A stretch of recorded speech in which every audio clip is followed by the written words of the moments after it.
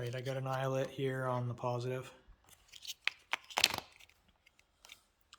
Piece of wire run down, split off to a bunch of female spade connectors, and then they're just heat shrunk, and then just a little piece of harness tape around them just to keep them from arcing out, coming apart. And then I didn't really put any heat shrink on the negative because I don't care if it arcs out, but I just tidied it up with some harness tape. And then that is running to a thicker wire, runs to there.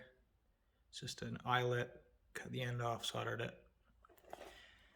and then everything's all neatly wire tied up in there.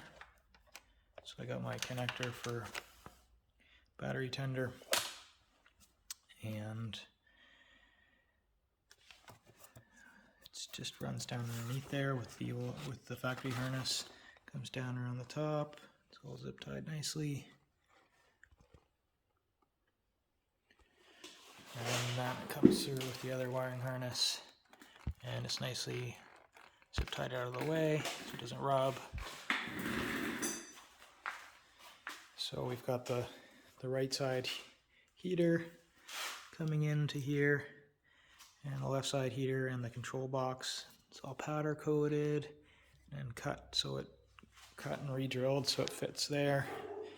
We have my quad lock charger. It also comes in. It's all taped together nice and neat. And that's what happens when you have ADHD and you go outside to clean the garage. So there's 2 extra female spade terminals in there, and there's also 2 extra male negative terminals in there for extra accessories if I wanted to add them, just in case. And then this is a little control box for the heated grips, and then I'll probably double-sided tape that guy up in there. I also, it had a bunch of extra wire on it, so I just cut it out and then heat shrunk it, soldered it.